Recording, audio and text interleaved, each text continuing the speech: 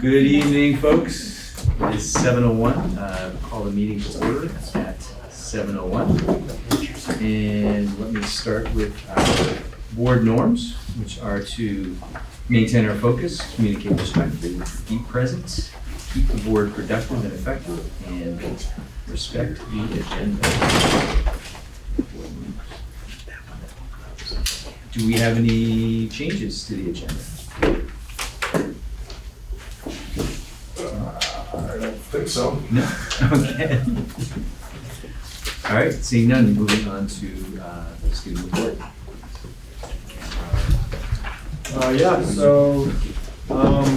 We are settling into the school year. We're in October now. That's crazy. It feels like our school year just started. But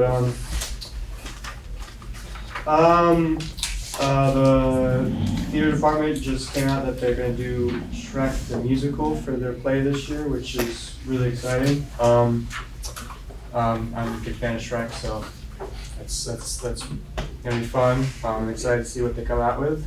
As far as sports, the varsity girls are just picked up a win versus Bells Falls this weekend. And their next game is tomorrow, I believe, at home against White River Valley. So if you want to come out and support, that'd be awesome. And then the boys varsity, their next game is on Wednesday, is against Brattleboro, and senior night. So we only have 2 seniors on the boys varsity team this year. So please come out if you can and congratulate them on their career here in Lily Gray. Do you have anything else to say?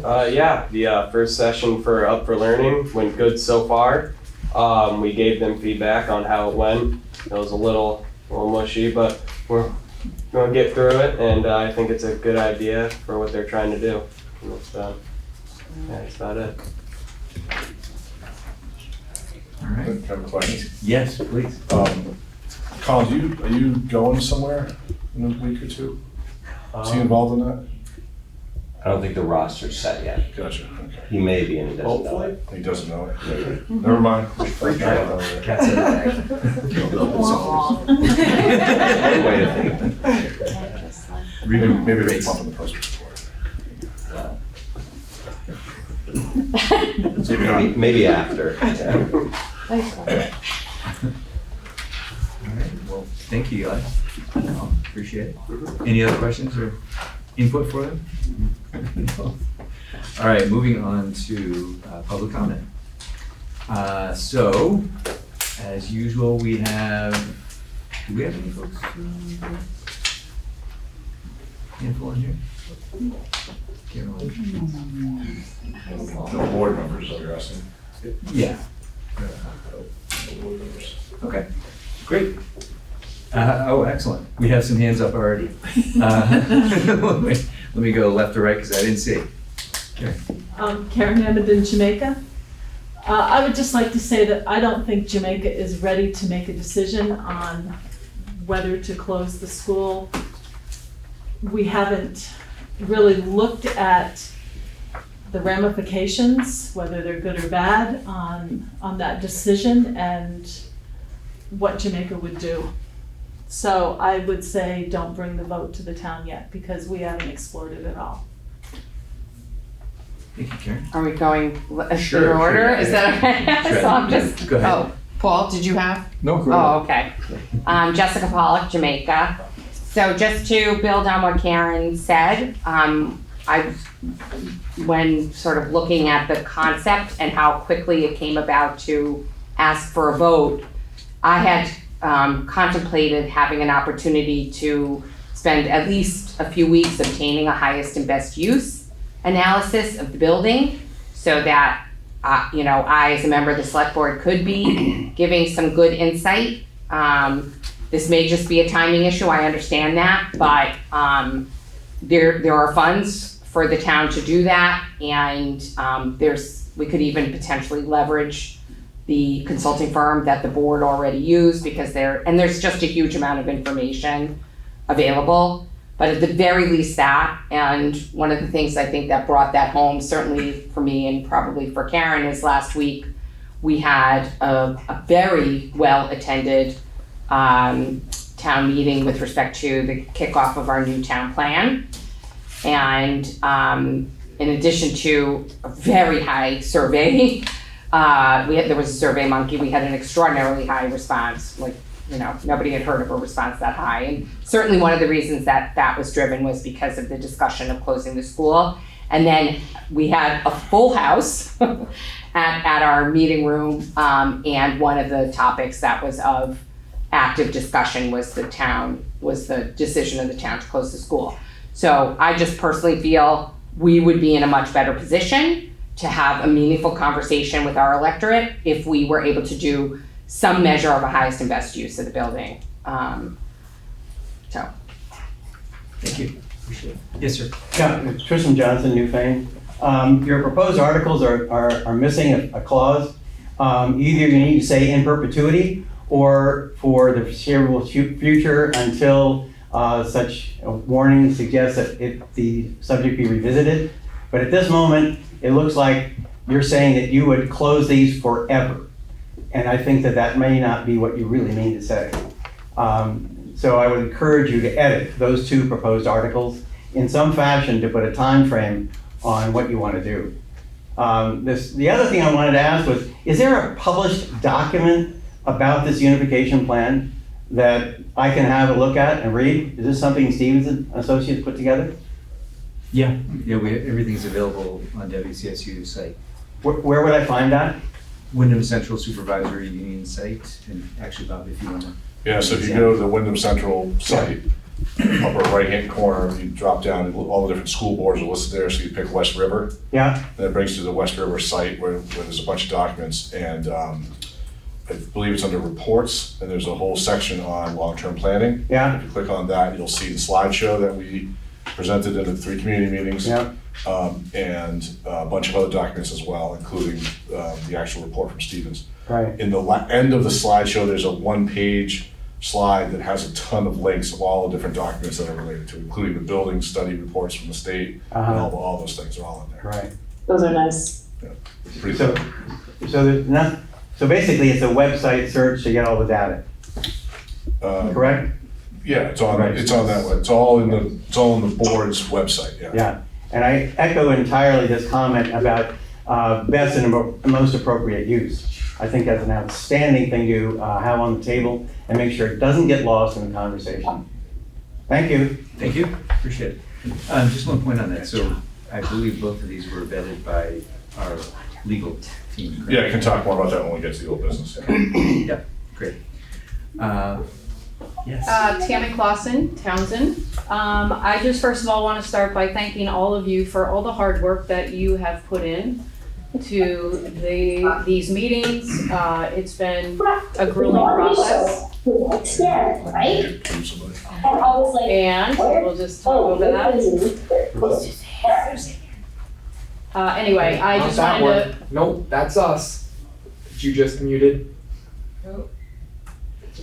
Alright, the world should hear. She muted herself. Yep. Yeah. We're good now. We're good, I can. To the students. Yeah. Okay, anyway, I just wanted to thank everyone for all their efforts, the dedication that you've all put into this. The fact that you're all here tonight speaks a lot. And because it is a special night and my husband is here on our anniversary, I wanted to thank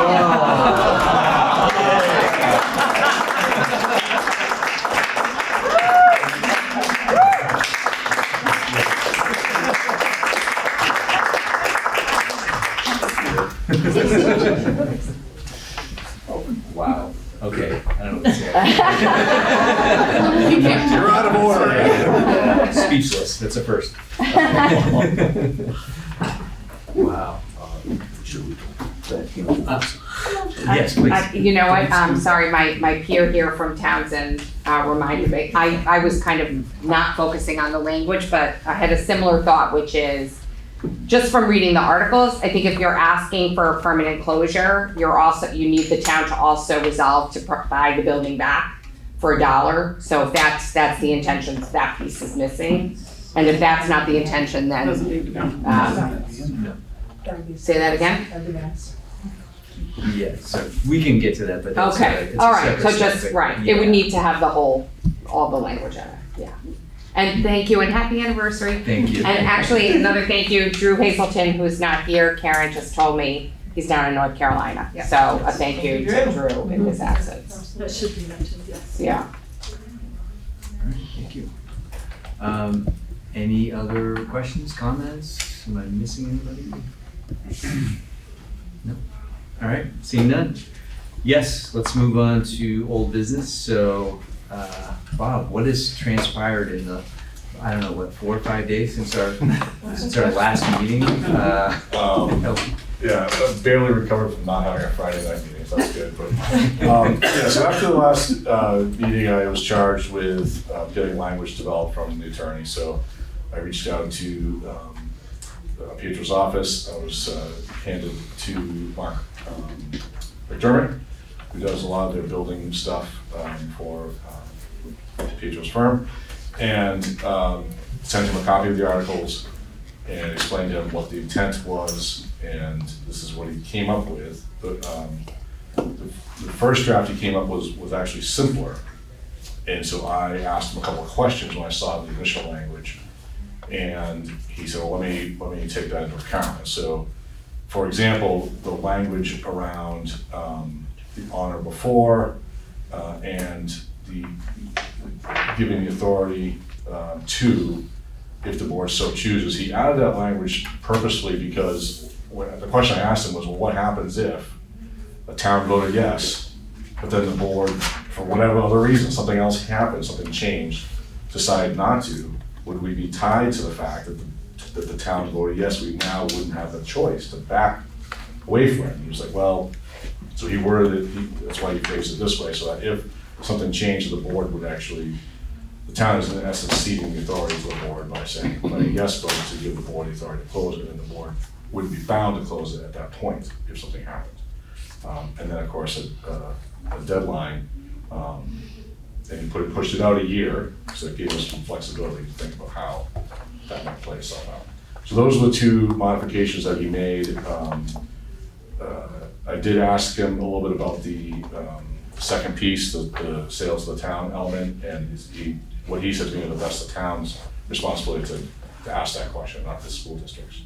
Because it's really the town deciding. If that's a town decision, this is the school district decision, so it really should be the towns that individually, they could do it at the same time, you could coordinate, but these would be the articles that the district would be asking. But yes, that is, the clear next step would be for the towns to decide that, but, you know, and they could phrase it if it's a yes vote then, you know, but it would be really on the towns to develop that language. So that's what this is, that's why it's here, and that's the language. Okay. I have other news. Yes, sir. Before you, can I just, Sure, yeah. do you mind if I just say one thing about that language? It is dictated by the Articles of Agreement. And so I just want to make sure that everybody understands that. That language is already exists and it is there, it's already dictated by the communities that voted to join the Articles of Agreement. So there's no way we change that. The communities would have to change that, so. Didn't I just hear it was changed by a lawyer for purposes of today? No, I'm talking about the Articles of Agreement. Yeah, you can't change it. And Oh, I thought you were they're referring to the they're resolution. referenced here. If you look at that above the Articles of Incorporation of the district. I misunderstood. I thought you were saying the Sorry, I just wanted to resolution make sure itself was everybody understood. dictated. We're all operating under the Articles of Agreement of the West River Education District that we didn't adopt, the 5 communities adopted. Makes sense. So the other thing that I explored, and I think you guys will have the opportunity to unpack a little bit around some of the community before you act on this. Obviously, you'll want to unpack some of the community questions from the 3 sessions. Obviously, and talk a little bit more about that. To try to prepare, I know one of the things that I heard was people had more questions and looking for more specificity around certain elements of the plan. So I reached back out to Stevens & Associates to ask them, so what would be the logical next step if the board wanted more information? What would that look like? How would that take the form of, and what? But anyway, so we had a conversation today. They're more than willing to meet with a committee of the board, chair of the board, however you guys want to do it, full board, like whatever. But to talk through the process. I'll give you the short version of it, and there's lots of variables. would be that,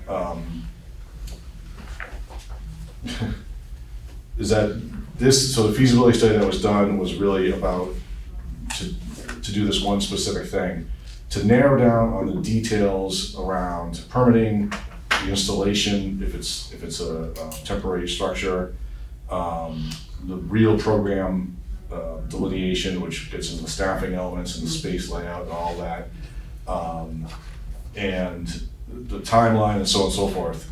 They believe that that would be the next step. That would be a study, an engineering study. That would be, you know, he didn't want to quote me a price per se, but I said, well, give me a range, because the board's already invested a couple different studies in this process, and I think what he explained, what was explained to me, and it was again the engineer and the architect and the head of architecture was also their new guy, was that this process that we're undertaking is usually significantly more involved from the standpoint of having a firm do this. It usually ends with moving towards a bond vote, which if you're doing a new construction, obviously that would be the case. I explained it wasn't necessarily in this case, but they usually these firms usually do this sort of from soup to nuts. And that the next step is really the next step, but there's still steps ahead of that one or after that one. And this next step could be in the, you know, $40,000 to $100,000 range, depending on what you want to do. Are you looking at one thing? Are you looking at a couple things? Are you looking at simultaneous, short-term and long-term? Like, what do you have to narrow down the focus of that. And so I said, okay, well, I can pass this information on and give me an idea of what the timeline is we're talking about, because I think that's gonna be important for the conversation for the board. And they said they're not taking on any projects until after January. So I said, well, how long would it take once you take it on? And they said, well, we probably have something for you in somewhere in the 3 to 6 month range.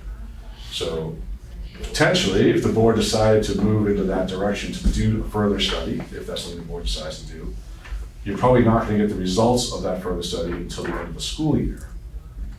And I said, okay, well, now if you're at the end of the school year, talk to me about the timeline around what does that mean as far as implementation? Could you still be implementing something for the fall of 26? And the response was, if you're doing the modulars, yes. So I want just to share all the information, but again, it's very cursory. You guys would maybe ask different questions than I would, but they're more than happy to take a meeting with whoever you designate, to take the meeting to kind of dig a little deeper in what that could look like. And also maybe what it should look like based on what the steps they would recommend those would outline. So anyways, there's a lot of variables to this because, yeah, anyways, a lot of variables. So that's what I wanted to give you. Okay. 40 to 100,000. January is when the earliest they could start. June end, possibility of start of the 2026 school year. The sooner the board makes a decision to work with them on that next element of the study, the further up the list you go. So January is if you sign a contract now, you're in January. If you wait a month, you might be, you know what I'm saying? It might not be till February. So anyway, they just want to be clear about their workload. And the things that they would explore permitting, so that Act 250 to. They would actually do the design of where, if you're talking about modules, where they would go, how you lay it out, what it would look like. Yeah. The educational planning element, classroom, the space, how it would get used. They would do some more analysis around the cost benefit analysis of permanent structure versus modular, those kinds of things. Yeah, so there's more to it. I think a lot of the questions that were asked around people looking for more detail, that study might reveal that. And he said, so what's traditionally, when traditionally are you doing this in relation to a vote, let's say? But their idea of a vote is typically a bond vote at that point. So they're usually further along. And since this wouldn't necessarily require a bond vote, yeah, so you're kind of in the middle of that. So You would have a lot of information. yeah, but if the board was going to move forward with this plan, regardless of what happens with these articles tonight, that study would have to get conducted at some point because of the engineering side of it, so, and the design side. So it's a known expense in a roughly known timeline that you have to undertake regardless of your site. Okay. So, Okay. Is there a way to get some answers to these questions without committing to a huge like preparation study? Because it feels like I would like more answers to community questions before. yeah, I think Making that my guess is that decision there's probably before. some that we probably could figure out before. Some of them might be more on the financial side or the budget development side. Some of them might be more just like we would have a sense. But again, know that the numbers that we gave you in August were, very high level. Keep saying that, very high level. The principals were not involved in those conversations around staffing, programming, and space and all that. It was really just a high level, estimate. So I think that could be dug into more for sure, and you could get more information without doing that study, because it would really be more you're talking about the programming side of things. On the engineering side of things, you're gonna need to do that to get some of those answers. So, but again, you could, if we had a list of questions, we could generate to find out from Steven, would these questions all be answered in this study, and then see what they can take a meeting and tell us. So. All right. So sorry to the curveball there, but it's a lot going on with this. It's a lot of moving parts.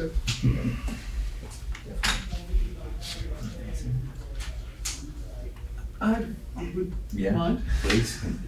All kinds of thoughts. So first of all, I want to say thank you to the communities, because honestly, when we went out to the 3 towns to have these conversations, it really helped well, I can't speak for the board, but it helped me, and I think it helped all of us to understand where the boundaries are, what were the issues, what questions were we unable to answer. And I've spent a lot of time personally thinking about this since. I've got tons of notes, and thank you to Leanne, who took really great notes for us too, to be able to recognize what we need to answer before we can move forward. And I came here tonight really feeling like we're not ready to vote tonight, and I wouldn't feel comfortable voting until some of these questions are answered. That being said, and I've got more to say about that, but that being said, I can't step away from what I have been saying at each meeting.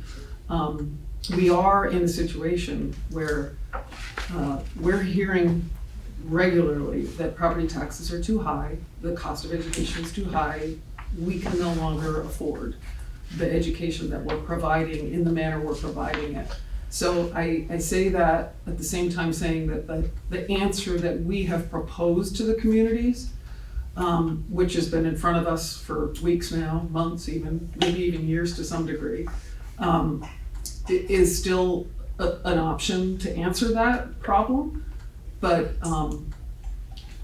if we're not moving forward with it, we still have to address the challenge that we're facing. And I just want to acknowledge that and say, I don't know what the next steps will be if we delay moving forward with this decision. And I don't think we should close a door, clearly. I think we need to move forward. And I really appreciate you having that conversation, Bob, because I think it's really important that we maybe gather a small group or whatever decides should happen, and sort of start digging down, because our community has prompted a heck of a lot of questions that need to be answered. So, I think we should take our time, make sure we do it right, and still acknowledge that we're facing a challenge that isn't going to go away. And everyone has seen the graph of our enrollment over the next 10, 20 years. We know that even though the steep decline has leveled out, it is still a decline. And that means costs will continue to rise, along with all of the other things that cause costs to rise too. So just wanted to throw that out there. Anyway, those are my thoughts. Thanks. Everybody might disagree, but. Anybody else? Well, I was gonna bring up the fact that in Jamaica, we're only providing pre-K. That decision comes back around at the end of this school year as to what do we try to hire a teacher, principal, and more staff and try to put Jamaica kids back into that school if we're gonna keep it status quo? Or do we just, maybe we just deal with the one thing, the town of Jamaica? Student's trying to raise his hand. Really not. I'm also not a student. Oh, sorry. Yeah, thanks for the interruption. No, sorry, Full-fledged Dana. board. So, Yeah. let's get my train of thought back. Yeah, sorry. So, do we have to still deal with that question before next budget, or?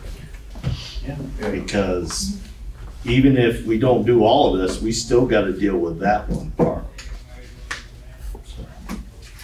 That's it.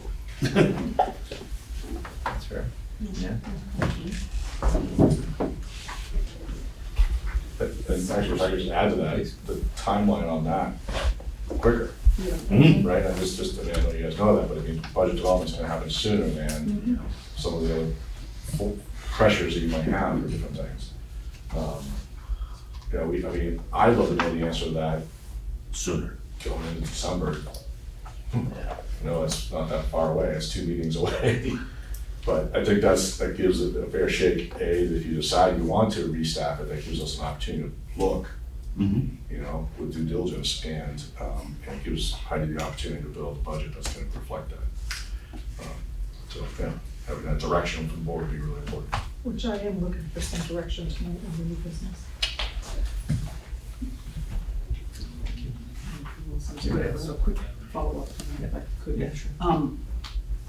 Enrollment has driven this conversation, it drove Jamaica's conversation, we couldn't, find staff, and we only had the limited number of children who were intending to go there. We're taking enrollment now for next year, we're sort of getting a good sense, when will we know what we're expecting for Jamaica for next year? Well, I think it depends on how you're looking at it, right? So if you're gonna, because you have interdistrict choice, the students who have stayed in district at a different building, they would have the choice to stay in that building or transition back again, so we don't know the answer to those questions, right? You have a couple of students who would be, I think there's only 2 that are 4-year-olds in the pre-K currently moving to kindergarten. So assuming that those 2 remained in kindergarten, how many of the others would come back? You have some students that you tuitioned out because of geographic considerations that you have to make decisions. Well, whether you only gave them 1 year, so are they coming back? Where are they going? What's the family gonna do? I mean, so I think it's. Taking all that into consideration, which I'm aware of, what does a timeline look like? Will we have all that by December? Will we know those? Well, some of those are gonna be parental decisions, so no, we won't know those in December. The choice stuff is in February, right? When that's due? March. So like those things we wouldn't know till later. And so parents deciding are they pulling kids back from, some of them placed them privately as well, and not in our district or not in a different district. So they placed them privately, they're gonna bring them back to public, like. But we'll still have those numbers of students. I mean, I would say the range is 2 to 12. Okay, Because there was 12 before, and there's at least 2 4-year-olds. well, that's helpful. Yeah, I mean, that gives you a ballpark. And there could be more, I suppose, but that would be kind of what I would estimate, just based on people that were there. So, we heard the one parent say that their kid was very happy at Townsend, and that they actually were at the Jamaican meeting, so like, who knows what families were.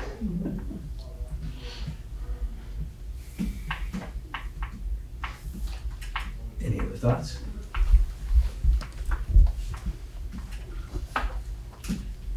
Could I say something about that? Yeah, please. I would just also recommend that we keep in mind the idea that it doesn't have to be all or none. I would have a feeling that if you have a 4th grade child who's going to be in 4th grade next year, that if you've already transitioned, you might want to leave them in place, whereas the younger kids, parents might be more likely to say, yes, we want them in Jamaica because it's closer to home. So maybe the idea that you know, you would do a K-2 classroom plus the pre-K, you know, like something like where you're building the students over years, rather than if you're trying to hire a 3 to 5 teacher and you only have a couple of students, then that wouldn't really work financially either, or socially or academically or anyway. So maybe, depending on the numbers we get, maybe thinking about it, that we don't have to do K-5, that we could do K-2 or pre-K-2. That's just an idea. Does anybody recall what our policy is regarding, like ideal class sizing? I know we have a policy, I believe it has a maximum, but I don't know if it has a minimum. I don't recall. There's an optimum identified, but I don't think there's a minimum identified. And that Okay. stays at 15. It's like 15 to 18. Right, I know it was, Yeah. And it certainly is really hard to teach multi-grades, yeah, I just, especially with these new curriculum we have. They're excellent curriculum, but it's really hard to figure out how to. does the state have a number that they, because I know we got our maximum yet. from There's the no state, there minimum. is no minimum from Yeah. the state. There's There's no a- minimum, there is a There's a study maximum commission, don't recommended, forget. but even the Fair. maximum is a recommendation. No, yeah, I was just wondering But if there's no minimum recommendation. There's, there is conversation going on about potentially creating one. I don't know what the status of that is, I'm not part of that.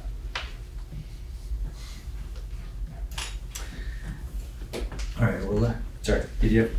Okay. I might just add Yeah. my comment that I think I need more information, before I think it makes sense to vote on this, but I really encourage us to find more of that information ourselves. Heidi is great at this, and if we could ask her to run more of the numbers, Bob, you know, lots of folks in the room have more information. I think that the work that the long-term planning committee has done is really essential in moving us to this, like we're examining a problem rather than like looking for what what it will be. But I wonder if we can find ways to begin to answer those questions, like before we're in the weeds of commissioning a study. I just have a hard time believing that we have to wait for Stevens and Associates to answer the questions that we have in the community have. I really think, you know, I know everybody's busy, but I think we have the resources to do that, and if we can proceed with like a plan and confidence, we can lead our communities that way, which seems really important to me, rather than like, if we so, you know, maybe, and if we're thinking really about the end of 26, I guess this is a question for you all, like, can we answer more of these questions and then make that vote? I mean, do we know about PCBs yet in NewBrook, for example? Like, I think we can make a good plan, but we need more information, and I think we can go pretty far on our own. That's my sense. I think it depends on what kind of information it is that you need. I think if you're looking for like estimates around the construction and that side of things, like I think the high level stuff that Greg put together is the best we have, but that's what you would do the study for, to nail those down. If you're talking about programming things, yes, we can develop that. If you're looking, but anything that's going to be budgetary, if it's a, you know, this or that, without having a big level of detail on what the cost would be of actually implementing it, it's hard to really know how to compare apples and apples.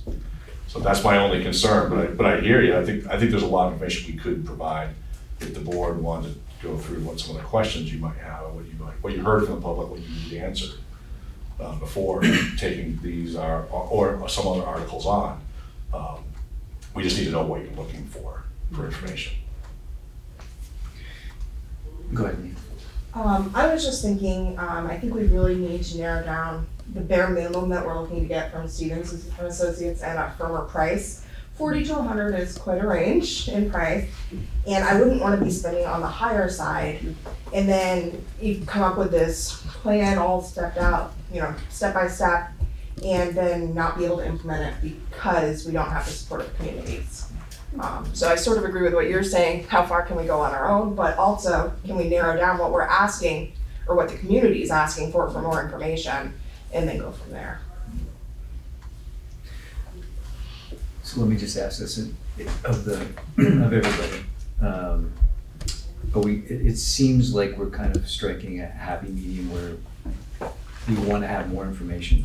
It may not necessarily be the going all the way with Stevens Associates, which eventually we would have to do. But we may be able to get to what we were contemplating tonight by getting more of that information, nailing down PCBs, and some other things that we had questions from the community. And if we're able to be comfortable with that, we could progress with this and then step into Stevens Associates and really nail down all of the details, the design, engineering, et cetera. Is that fair? Is that kind of on the right track? I'd even take it a step further if we. Yeah, go ahead. You know, obviously there are questions about whether we can put this forward to a vote at this point. You know, everybody seems to need some more information. I would challenge every board member to sit down, go through their own internal process, as well as everything we learned at the community meeting, and come up with in the next 2 weeks every single question you need an answer to be able to put this forward and move forward with this plan. And then know if we can get to the point where we as a board are comfortable in putting this plan forward, then we know we need the Stevens and Associates study as part of it. We can answer more questions with that. And certainly, you know, I agree with what you said, Kate. I don't want to spend, or maybe it was Leanne, but it was both of you really. I don't want to spend $40,000 to $100,000 to learn a bunch more about a plan that might just die. But if we can get to the point where we're comfortable saying, no, this really should happen, we want you to go vote, then I think then we can justify spending the money and we've gotten our own answers. But right now, our own comfort level isn't enough to push this forward. So, you know, we need to come up with our own list of questions. Everybody, you know, what do you personally need to see? And then we can consolidate it and see what we can answer internally and go outside for the rest. I love that idea. So could something like that look like a Google Doc or something that we all share on the board, and over the next 2 weeks, as you say, come up with, you know, what questions, and that way we'd all be able to see each other's questions and likenesses. Go ahead. I was gonna say, we could start populating it from, the community's asked us these questions and they've all been written down. It's already there. And I think once we have all of those written down, since they're already there, then the board could add to it if there's more. But I really think that the bulk of it is there. It's such a different proposal to return to our community, saying we answered the questions. Yeah. And we think this, then we don't have time to answer the questions, let's go. I think it'll also help us identify the things that we actually can answer on our own and identify those that we really need professional help with. That's great. Leanne, since you put together those wonderful documents, could you pull together all 3 of the meetings and all like questions? Yeah, and I can eliminate duplicates. Yeah. And anything that was answered, I can remove. Okay. Do you want to remove it? Or include the answer. Do we want to just Yeah. include the answer? Yeah. Yeah. Maybe have like a master question list and a version of that that's like questions Yeah. and answers. Yeah. Yeah, because a lot of them we were able to answer, but a lot of them we couldn't as well. Okay. Could everybody on the board commit to, over the next 2 weeks, helping to answer those as best we possibly can? Yeah. And as Emily says, if we can't, then turn it over to the professional. I'll try and move it to, I think I actually started the notes in my personal, but I'll try and move it to the board so I can actually share it easier. Yep. It really captured the essence of those meetings, I thought. Yeah, agreed. So today's 10/7. 2 weeks would put us at October 21st. Is that something that everybody could commit to? Absolutely. Okay. October 21st. 10/21, 24. Can I ask a question too? Yes, sir. There were some questions that were asked from the community that were not informational questions, they were philosophical questions that the board has yet to wrestle with. The concept of, there were questions in I think all meetings about this being a temporary thing, how long is temporary? What's the next thing? Like, what's the timing on the next thing?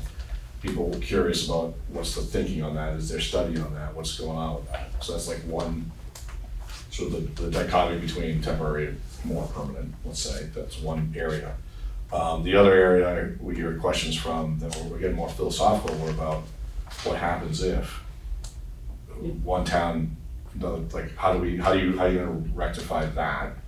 And those aren't questions that you can just answer, like, we don't have the answer to that, that's like a, but they're having some more conversation about those kinds of things, maybe it happens when these questions come back around. But just thinking about like how do you wrestle with those kinds of questions that aren't informational? Heidi's not gonna know the answer to that. Greg's not gonna have the answer to that. Yeah, we might know, we can tell you when the PCD report will be back, like we can give you those kind of answers. We can tell you, you know, how many special educators and what kind of spaces they need. We can tell you those kinds of questions. We can't really tell you the financial stuff without the real in detail thing. But those philosophical questions, those are, you guys have to answer that collectively, yeah. So I think I heard a lot of those types of questions too. And they were captured in the notes. Right, yeah. So thinking about those, something to ponder. So we get a consensus of our answers on the I think philosophical. I think it's, I mean, the community can nod in agreement if they agree with it, but I think if the community knows what their vote means, if there's an if-then structure to it, like if they know they vote a certain way, that the board is gonna respond a certain way, and it's predictable, that's gonna help them make their vote, you know? Does that make sense? So I think having those things worked out in advance, that sort of like if-then decision trees, that will help them. Because if they know, if Jamaica votes yes, the town tells us no, what happens? Or if it's the other way around, what happens? If they both vote no, then what are you gonna do? Right. I mean, there are a lot of elements to this before you even get there, that it's all about Yeah, and clarity. those are philosophical questions, as you say. But on the if, you know, we would need some guidance on that, right? Like, we may come up with some ideas that are like, no, you can't do that. From a legal perspective. Right. Yeah, for sure. So, Well, it's even more than legal perspective. Yeah. I mean, this board turns over every March. So this board can say anything they want, and next March 30th, they might have a completely different perspective. So we just need to keep that in mind as well. That's true. So anyways, yeah, I just wanted to throw it out there because I think it's not just informational questions, it's philosophical questions. oh yeah, there's a lot of gray. I'm not sure we'll clarify all of the gray. No, No. no. But as Kate says, we will do the best we can to have more answers and get to a better comfort level. I think even some of the questions that are like big picture or philosophical questions, like those are worth thinking about, and those will shape how we process this information, and the board should be able to have those conversations. We can't answer this exactly, but we think this is okay because we thought through if this, then that. Like, we don't need consulting answers, I don't think, to grapple with those questions, and I think that they will help us come up with better plans, right? We have to, so much of the conversation, the questions really do lead us to better answers. I think we have an incredibly strong starting point, but it's exciting to refine that, or it should be, it's an opportunity. Thanks, Kate. All right, so by the 21st, we'll have that compiled, answered to the best of our ability. Do you guys intend to share those with us on the 21st, so the ones that are answerable by us, we can start to collect before the next board meeting? If Is it's that the thinking? board, let's just share with the administration Right. right away. But I mean, as of the 21st, should we start trying to answer the ones that we know? Is that what you're looking for? Before that, like Before- by the I'm trying to answer I'm them as gonna- soon as the Google Between now and the documents. 21st. Oh, Yeah, I'm gonna transfer my documents that I had saved on PDF because I did it on my personal account by accident. And I had trouble trying to finagle that. sure. I'm just gonna copy and paste them into the right account so I can share it easier. So as soon as we see the questions, we can start answering them. And then people will add more questions as well, and then you'll categorize them and shuffle them and move them around and such. Okay, all right. Sounds good. All right. Heidi's ready. I'm ready. So excited. So excited. Excellent. Okay, so I'd say at this point, we can pass on the long-term planning language for Jamaica and Townsend. And follow, TBD. Follow the plan that we just discussed. And we'll have a lot more at our maybe November 4th meeting. TBD also. Great, so PCB update. Yeah, so we did the initial walkthrough, and we talked about this in some of the community meetings, but just to turn it over, we did the initial walkthroughs with Fuss O'Neill, who's the contractor doing the testing. If Greg is here, he might be able to give us a timeline that's more precise than mine, because I don't have one. But the only thing I'll add is that we are still in the process of trying to ensure that this round of testing is included in the state program. And if it's not from the state level, we need to make sure it's included in the lawsuit against Monsanto. So either way, we're trying to get it into both, but minimally we need to get it into the Monsanto thing. Usually the two things are together, but we've been advised that we could just include it in the Monsanto lawsuit piece. So that advisement comes from the DEC? Nope, that advisement comes from our attorney. Okay. Yep. Who's the lead counsel for the Monsanto case. Recognize that. So, yeah, I believe what we got from the DEC and the state was basically like, it's not happening, you're not part of our program. So, okay. Anyways, I think the reality is there's no money, and so there's no point in adding us to a program to add to a list of money when there's no money. So, who knows, but our objection has been heard. It's the best thing we do. If Greg is on, he might have more information about the timing of the actual testing and when we would actually have some results. I've not heard back from Josh in regards to when what the turnaround will be from the initial visit, the site visit to create the work plan. I would guess in the next week or two. Then you're talking, I think it was 4 weeks from sampling is when you would get results. So. I would guess, right? Probably looking at early December at this point. Before you know. Great.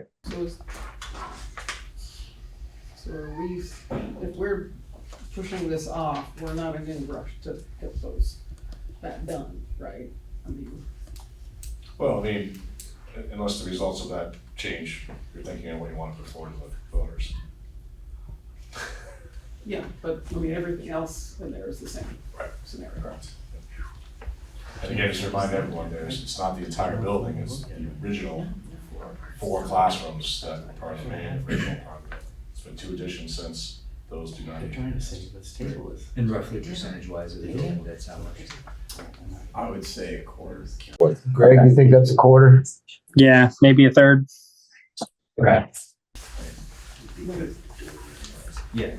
And when we say the 4, when we're talking about walking that long hallway, it's the ones just from the office. On the right. On the right. I just want to make sure everybody understands what we're talking about. Those are the only original. Because the classrooms on the front side by the driveway are not. Back half of the lawn part. And the multi-purpose room is new, and then everything else. Yeah.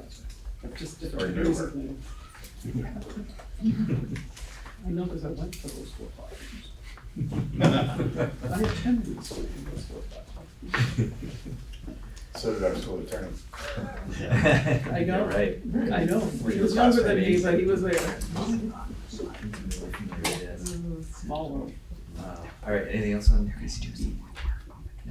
We did, I think we reported this out last time, but we did get the reimbursement Oh, yeah. checks for the original initial testing that we had not received, have now since received. Right. So, Okay. Fantastic. All right. so probably the right people. Good work, Bob. Way to go. Way to go. All right, I will entertain a motion to approve the minutes of 9/9/24 and 9/18/24. Making a motion to approve the minutes for 9/9/24 and 9/18/24. Do I have a second? I'll second it, but I have a comment. Okay. And discussion. So 9/9, I don't know anything to say about 9/18, but 9/9, that wasn't our annual reorganization anymore, right? Oh, no. So that needs to be taken off. Yeah, It it's on the says header. workshop, Yeah. but I was also there. And in fact, I quoted a few times, but I'm not listed in attendance. And I think I was on Zoom, and I think I've noticed this a few times before, so it does say virtual behind some of these, but I was there. And I checked to see if I was quoted, and it said, Emily Long explained she trusted her certain blah, blah. So sometimes hard to remember where I was and where I wasn't, but I was there. Got it. On Zoom. Is that the, okay. So just add my name to the board. To the board, the present board. Yep. Okay. Any other changes, alterations? Yeah, so just a few. It says Dana West is from Brookline. Yeah. There you go. Dana, you moved. I'm a traveler. Let's change that to Jamaica. All right. Anything else? Why do we just have the 9:18 minutes? Why not the other two? Other ones? Yeah, why do we not have the minutes? We might not have, Already we might not have received them at the time that this was warned. We may have received them since, but not by the time this was warned. And I'm still Brookline on that one too. I moved. You've moved. Okay, Brookline and Jamaica kicked you out. Jamaica and Tennessee. All right, anything else on the minutes? Names, towns? No? Sarah Webb is actually marked as Brookline as well on the. She is from Brooklyn. Yeah, well, I wasn't clear. I noticed these all list where people live, not their board representation. Because you're at There's Are and at some, large. There's others that I'm are. at large. Large is large. Yeah. Yeah, Yeah, I actually think the at-large should be listed. You can put, but they can be both, you know, and say what town you're from and at-large. Kate and I both We would need should, to be updated then. we should correct that. I believe that's how it has been listed in the past. Varies. Maybe we'll codify that, yeah. Okay. All right, here to Make, amend your yeah. motion. Make a motion to accept the minutes as amended for 9/9/2024 and 9/18/2024. And I second that. All right, any further discussion? Seeing none, all those in favor say aye. Aye. There's a hand up and someone there. Board member? That's Paul. Well, actually, Paul just put a hand up. We have another person, Abby Pelton, also. We've had their hand up for a while. Is it in relation to the minutes? I doubt it. Before the minutes? But Paul, I don't know, Paul just put this up, right? That's new, so I'm not sure. That's a vote. Maybe this is both. Did you want me to ask my question? It was related to one of the board members had mentioned during the long-term planning, so I apologize. I didn't I'm not trying to steer you guys off here, but had mentioned. Let's we'll just finish this motion and I'll come back to you. Did you say Okay, Paul? sure. Paul, who else is up? You Paul want to make sure sits Paul, in the board rep. Paul should have an opportunity to speak. Yes. Yeah. Paul, did you have something? No, I just letting you know I'm here. Oh, great, great. And voting. Are you voting? Voting, yes, I agree. Did you vote aye? The minute. Yes, aye. Okay. The motion carries unanimously. And sorry, let me come back to you, Abigail. So sorry about that. I just wanted to speak to the board member who was discussing the potential for hiring staff at Jamaica should, that situation arise. And I would just ask that everyone think about, the long-term planning and the success of staff as well as the students, should that be considered. I'm the chair of the Wyndham School District, so I can empathize with the challenges along with that. But if kids are going to get moved to NewBrook or potentially have a school in Jamaica, that those are just consider our community as well. We are a tuition town.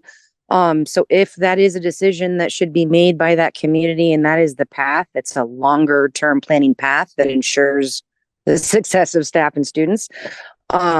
I think could be successful, but that's just me.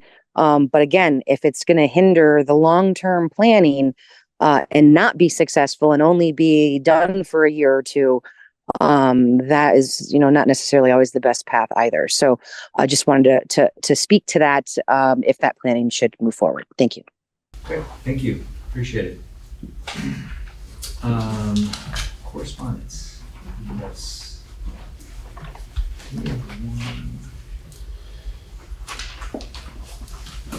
Not thinking of anything. Charles, Ezekiel. Oh, right. There was an email from Charles Ezekiel from Brookline, who was at the New Fame meeting, who had some follow-up questions he sent to Al and I. I should forward that and my responses to the full board probably. Yeah. My bad. I did try to answer some of those questions as best I could. They were ones that were informational. So I did try to answer them, but I'll forward that to you guys as well. Sorry about that. Yeah, I think they were pretty similar to what he asked during the meeting anyway, but yeah, just a matter of record. And I asked him if my response, when I responded, to let me know if you have any questions, he did not respond, so I assumed he was okay with those answers. But I do not know. Great. All right, and who has our financials? We will do. Everybody's got it. I'm asking for motion to approve pay order 18 at $288.61. Pay order 19 for $195,031.05. Pay order 21 for $14,445.49. And pay order 22 for $488.27. $488,027.16. I'll second that motion to approve those. Any discussion? Oh, what happened to pay order 20? We don't know. Every once in a while, they skip a number, and I don't know Yeah. why. Every once in a while. Well, pay order Keeping you on your 13. toes. Pay order 13, I understand. Unlucky pay order. Yeah. Yeah. I'm looking. All right. It doesn't matter. As long as there It's a is not payroll, one. it's a payroll. Ah, Oh, and we don't approve those. Right, there we go. right. That's it. There you go. I had an answer. Sure did. Any other discussion? All those in favor say aye. Aye. Paul? Thank you, Paul. Any opposed? Seeing none, the motion carries unanimously. Thank you. All right, let's go on to principal reports. And let's see, I like left to right, so let's go. Dan. Sure. So the high school, pretty simple report here. Our data meetings, actually, we're gonna have some tomorrow for math. And once those are finished, we'll be adjusting our middle school win groups. We have met a couple times with an internal group to solidify and make sure that our purpose for looking at our schedule and possibly having a redesign and talking through constraints. Met twice, and that's going fairly well. Again, we'll bring some ideas out to students and parents once we have a more solid idea of what makes sense. Under personalized learning, this was exciting. I wanted to share this out. Did a tour last week during the high school advisory time, and every group was in some sort of a circle and also having a conversation to build friendships within the classroom. Group size is around 8 to 10. And also our PLP committee has been giving students exercises to consider their future, but also how that ties into their courses here at Leland and Gray. PLP, what did I say, PBL? Oh, you said PLP. I meant PLP. I know. Oh, sorry. Alright, just confused me in the middle. Thanks. Sorry, personalized learning plans. Why don't you throw a wrench at me or something in the middle? So you just effective. Dodge a wrench. Like, did I just say something? Anyway. I could dodge a wrench. Just not you, anyway. High quality staffing, the teacher leader committee has been meeting and we've had really good discussions. Nothing's meant to be negative, but we're really looking to improve our practice. And I would say, again, the staff's been really positive this year, but we had a tough conversation about how to improve participation at our staff meetings. I thought that was great. And we have ideas that I'm gonna take steps around. And then haven't gotten to this yet, but it's on the back burner in terms of talking about how to prevent, sorry. See, Bob? It's your fault for my hand. How to provide evidence of student work at parent meetings. Not just conferences, but at any time when meeting with parents, to be able to have evidence to share so that people can actually see what their students are doing here. Safe and healthy schools. I mean, the bottom line is we're being cautious with things and addressing things, maybe erring on the side of more in-depth, but we want to make sure we have correct information and really things have continued to go well. We had officially 2 odd days. We had a couple of strange things that just kind of happened here where no power outages or anything like that yet, but we have tested some of our emergency practices and in debriefs felt like those have gone well. Under financials, we are set to begin our budget process in October and have some discussions around that. Rocktoberfest is in the past now, but I think we had the rumor around 150 students, which is a lot. I know there were many middle school students there and a good handful of high school students, well attended. Didn't have to speak to anyone. It was a really good night, good weather. Respectfully submitted. There you go. How was the reality fair? It was awesome, actually. I sent notes to Terry and Sarah, and I had been down there last year, and I was like, oh, this is really cool. I went down there this year, and I'm like, this seems better to me. And I didn't really know why, and I'm like, I didn't know if it was like, there was a more detailed pattern on the tables with the present. I couldn't quite put my finger on it. So during lunch, I was talking with some of the high school students, and one of our seniors was like, it was better this year. I'm like, what do you mean it was? Because I didn't ask, he was just like, I thought it was better this year. I'm like, what do you mean? He was like, it was better this year. I'm like, I thought so too, but why did you think that? So he was like, what? He's like, I actually think there was more to do. Not to take it in too negative way, but he's like, I was with so-and-so, and he was with me the whole time doing stuff, instead of like walking off. So I thought that was good feedback for what it was. A couple students said they wished that the time duration had been more condensed, that they had been kind of pushed through the sessions a little bit quicker. So I thought that was interesting feedback, but whatever. I think the folks that are in charge have to adjust, but from what I've heard from students and my own observation, I thought it was excellent this year. Even a step over last year, and they've always been really great experiences for our kids, so. Yeah, now you took off something from my next board meeting. We'll forget by then. It's okay. What is that? What was this trip that Bob was teasing?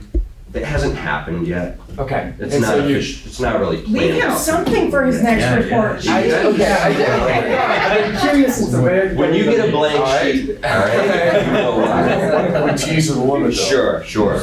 So the VSBA, VSA conference that happens is having the evening, the night before, they're having a celebration of public education.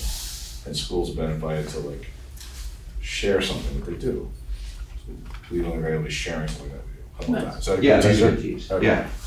So if you're gonna be up there, check it out. Thank you. Sure. I was just wondering if you run a pack at the high school level. Well, for the school, and we Yeah, actually, I was talking about it today, like I'm late, and it just needs to be scheduled. Okay. So it should be coming out Friday notes to get people into that. Okay. I've been hearing like random, somewhat unconnected tidbits from around my Okay. About a pack? meanderings, not about the Oh. pack, but just as like random concerns. And every time somebody says something, like, yes, they could always call you anytime. And I'm sure they realize that. But I think if there was if they felt that they had, that place that they could bring those concerns in front of a group even, not necessarily just you, but even if it's like, they know that there'll be a couple other, school community members there to be like, you know what, you're right, or whatever, or maybe you're not. So the pack will have specific themes for the events. I'm not sure that having people bring concerns together is always the best idea. I do think that they should reach out to me. What I've noticed this year is a lot of rumors get spread that are greater than the truth and reality, and it doesn't help the school. But how, I guess my concern, that is also my concern. Yeah. That is my concern. So let me say this, things have to be private for students. Yes. And in a small community, when we start discussing things, I might as well say people's names, not appropriate for public meetings. So, and I'm gonna defend students' privacy. So that's usually what I'm hearing about. One of the things I wanna do at the first pack is to brainstorm with the parents, like, what do you wanna talk about at meetings? Schedule, math, how to get parents involved, those types of things, and set an agenda for the year that we can go through. So I do want to get parents more involved, but I don't want it to become a session where it's just, Of course. Turning negative or. Yeah, I just would love to Maybe we can have a session about rumoring and how it doesn't help us as a community. General concerns, not even like, there was this event that happened that I'd really like to talk about, but just general concerns, in an effort to, really keep the climate and culture positive and to keep people feeling good about things. That I know when things spiral, it's never up. Right. No, absolutely. So- And it never gets repaired either. So, but maybe that's something that PAC can process through. Yep. Because I do Just feel throwing it out like there. it's, like public forum isn't usually the best for those types of things, but maybe we can come up with a way where it can be processed and people can feel heard and things can be Absolutely. addressed.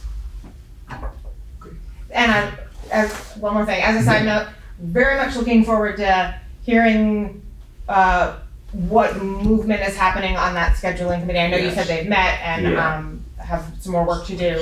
And very much looking forward to hearing back on that and knowing maybe like the big picture, what their vision of a timeline might be for Well, it needs to having move along answers and quickly, whatnot. honestly. I mean, we've got to get it in place before December, so it's got to be quick, but. Awesome. Yeah. Great, thank you. You're welcome. Scotty? Thank you. I guess the biggest news at Newbrook right now is that Troy Wonderly pulled up yesterday morning. Or wait, was that this morning? That was this morning. That's where I've been. On Sunday. And Troy, he stays for a week, and he is a circus master, and he teaches all the kids in all of their classroom groups 2 or 3 acts. And then on Friday night, we put on a circus at 6 p.m. It says in here TBD, so it is 6 p.m. I would love it if any of you would want to come. You could also, though, and I'll make sure actually to send you guys the link, because we will also be, one of our parents is a video production person, and he's awesome, and he's going to put it on YouTube for us, so then people can watch it or send it to the grandparents or whoever. So that's really big fun, and it goes on all week, and 6 p.m. is the moment of truth. I can't wait. I also want to say that our NEASC visit is this week, and it's a big deal. It's a 2-day visit, and it's a really big deal. And I just want to thank Shelley Bostrom and Ashley Matson for the incredible amount of planning that they did in order to make this positive. We've got people coming in from all over the state, people that work in other schools, as well as people from NEASC themselves, and that's going to happen this Wednesday and Thursday. They'll be at Newbrook on Wednesday. We also just closed our benchmark window, and we planned our data meetings on October 15th. So we're looking forward to that. We'll be looking to ensure that our small groups are appropriate and that they're skills-based and that they're in place. I want to thank Jenny Aether for teaching 5 different small group interventions with social emotional goals at our school. We've honestly never put this in place. And it's amazing what's happening right now. We're teaching kids expected and unexpected behaviors, and we're teaching them how to be more in control. I also want to, I got some hard news to share. Natalie Beckstrom, our second grade teacher, has recently resigned her position, effective November 1st. Bob and I talked immediately after I got that news, and we posted. We've also got some secondary plans, I guess we would say, like in place in case we don't have qualified applicants come in. What needs to happen is I need to get lucky, so that is what's going to happen. I want to thank, am I allowed to say that? There's also a bear that is tormenting us. I drove by and saw it the other day. There's so many Is he certified to teach second grade? He's not gonna have any problems with classroom management. Is it a Townsend? But he does keep beating the top in or just dumping the whole thing over, and Pat Mace is just a champ. And so I did recently talk to Greg, and we are gonna put up a fence around the whole all of the containers. It's something we're gonna have to do, unfortunately, until we have another idea.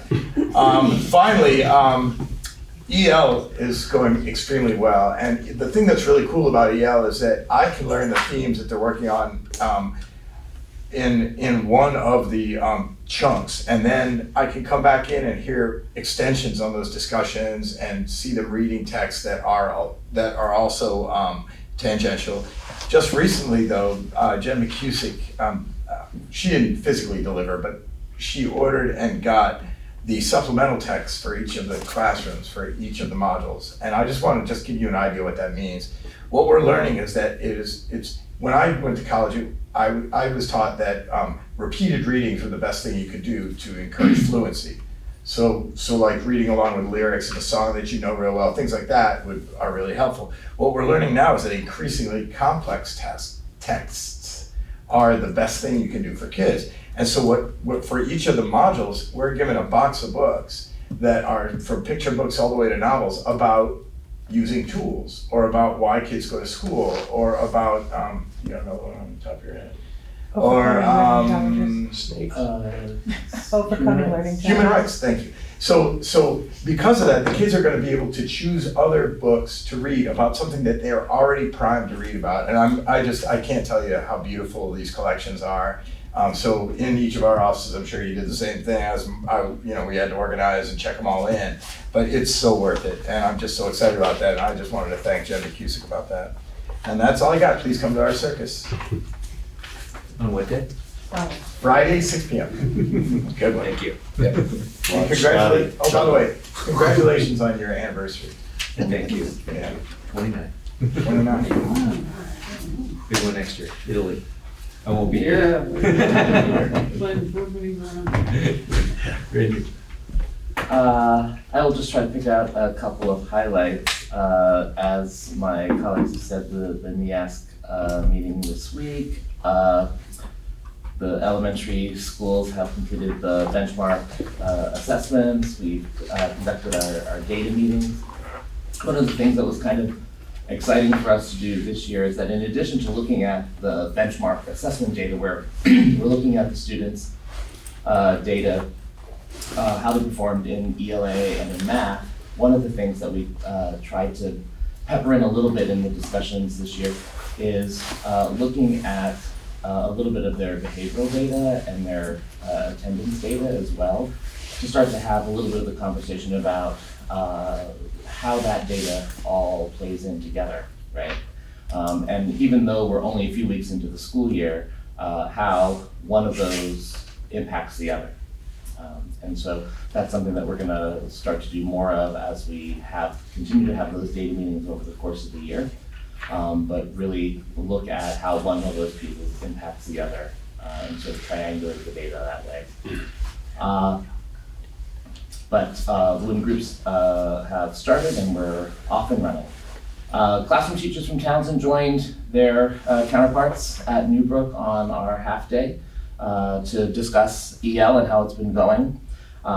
It's been an exciting rollout so far, and on that half day they had virtual meetings to just sort of debrief how it's been going for each of them so far. So the second grade teachers met virtually, the fourth grade teachers met virtually, to talk a little bit about that, reflect, share their early successes, and to do a little bit of planning, looking ahead to the lessons that were coming up, so that they had an opportunity to sort of break outside that solitary confinement that they each have in their own classrooms and share with a colleague.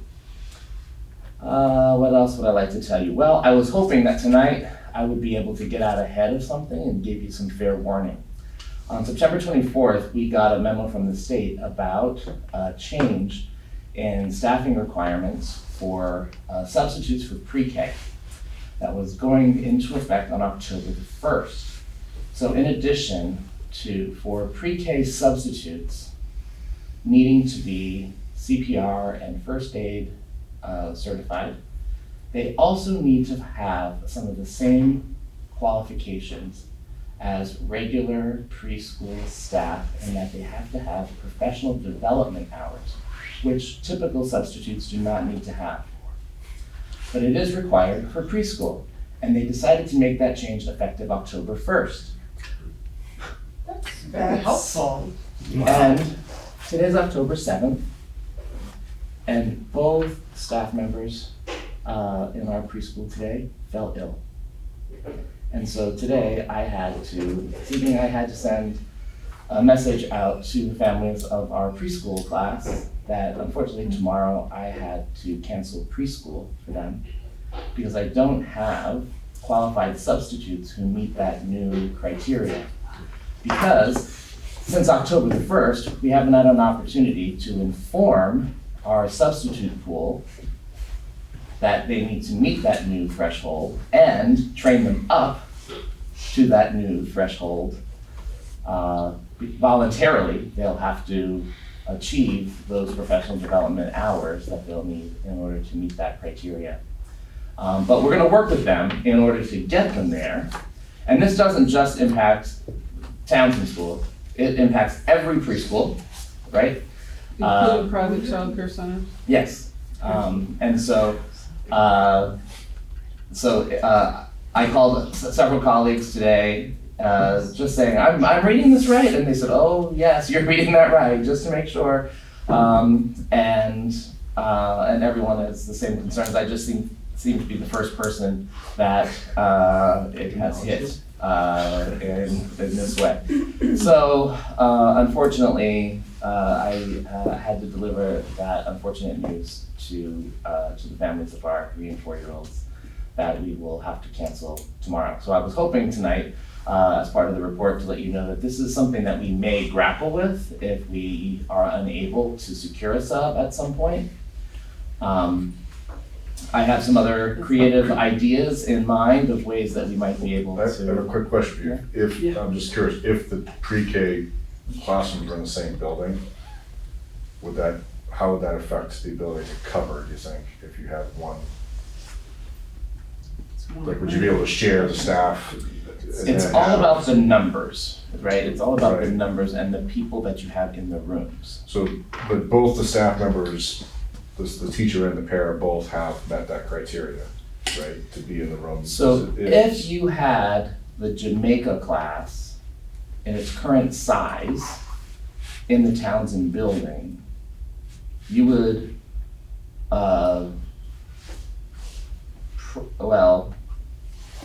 in this particular scenario, given that 2 staff members wouldn't help. It wouldn't help. Okay. But if one of our staff members was out, it would. So that's the challenge. Could you ask your staff if one of them could be on call as a sub, and then sub out the staff who doesn't, like a first grade teacher doesn't require that kind of look? Unfortunately, not all of our staff members are qualified to be pre-K teachers. So just because you are a certified teacher in New York State, you are not necessarily certified for preschool. So preschool is a separate thing entirely. So it's complicated. And there are special rules that apply just to preschool. And there are staffing student to teacher ratios at play too. So, but Bob does bring up an interesting, question about the numbers, because if the other preschool were in the building, because it has fewer than 10, and we were one staff member down, we could probably make it work, right, by having the person there. But yeah, I'm sorry, someone had a hand there. Yeah, so appreciate the flexibility and the out-of-box thinking. That's what it's gonna take. My question is professional development. So this isn't something that's required for any substitute. Now it's required for just pre-K. What is the professional development and how much time will it take? How many hours of professional development, and when and where is it offered? And I have one more question, which you may or may not know the answer to. Where did this come from? Was this just something that, is it legislative? Is it the AOE? Is it, you tell me. It comes from the Department for Children and Families Child Development Division. Okay. And it is prorated, I shouldn't say prorated, it is cut down from what is required for full-time staff. So substitutes are only going to be required to have 4 hours. And it can be done online, but there are only certain types of approved things that they can do. But some of those can be done through some of the Bright Futures. There's several different ways that it can happen, and some of it can even be done through the pyramid model MTSS things that we're doing through the AOE. So once we have the volunteers who are willing to do it, some of the opportunities that are available for the professional development cost money. I was just gonna say, we need to pay them. And then people have to then upload the certificates on their profiles on the state to prove that they've done that. It has to be acknowledged on the state side, and then they are then. This doesn't have to go through standard sports, does it? No. It's not through the, No. child side, not Yeah. usually. Right, I get it, I heard that, Yeah. CDD. Yeah. So it's 4 hours, what's the cost? It really depends on what they choose to do. I think that if they will do it, if they do it through the pyramid model, there won't be a cost to them at all. But we still have to pay them for the 4 hours that they're taking the course. Well, but Right. there's subs there. No, I don't, I think that they would just do it out of the, they would do it out of the goodness of their heart in order to be able to do the job. How many of them do we need to have trained? Well, I mean, ideally, it would be as many as we can, as many as we can. However, they're actually, our pool of subs is, I don't want to say it's large, right? We have a pool of subs, and then there is a much smaller number. We have a pool of subs, and then a much smaller group of them are actually approved to work in preschool, right? And then now that group of people who are approved to work in pre-K will now have to go through this hoop. And hopefully all of them will, but if they don't, right? Yeah, So I actually will have to work with Michelle to find out how many of them there are and to see how many of them would be willing to do this in order to continue to work in pre-K, because many of them are certified to work in pre-K, but they also work in other grades as well. So I know where you're headed with this, right? Yeah, okay. So what is our hourly rate for substitutes? $16.67. Okay, so times 4 hours, 65. I do want to point out that the rate in other schools around the state is higher than that. Okay. So just. $65. Yes, you. Do we have 10 of these people doing this? Maybe. $650. Would anybody disagree with them getting paid for the hours? We cannot possibly ask them to do professional development. Do you need a no. motion for the I think it would be a good idea. $650? Sounded in writing, yeah. Yeah. I would move. Yeah. Can I, that's- or do you want Comment? you move it? I'm happy to move it, but you had a comment first? No, holy smokes, that's my comment. That's a good comment. That's it, that's all I got. I would like to move that we, pay our substitutes, all willing to For the get training. certified and trained and professional developmented. And also, Professionally developed. For pre-K. For pre-K, thank you. Thank you. Any discussion? Seeing none, all those in favor say aye. Aye. Wow, great. Paul? Wow, what else can I get you to do? While I have you.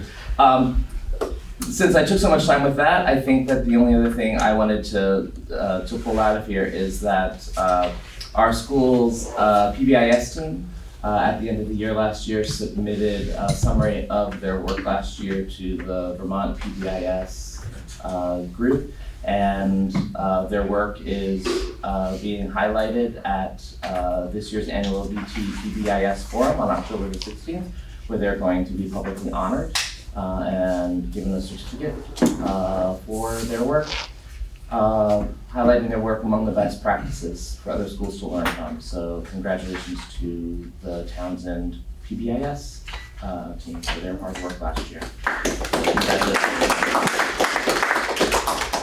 And the rest you can read. Thank you, Randy. Appreciate it. Yes. I think that after hearing the harrowing journeys of our principals, that it would be an opportune time to recognize that October is National Principals Month. Stealing my whole song. That was my. Round of applause for our principals.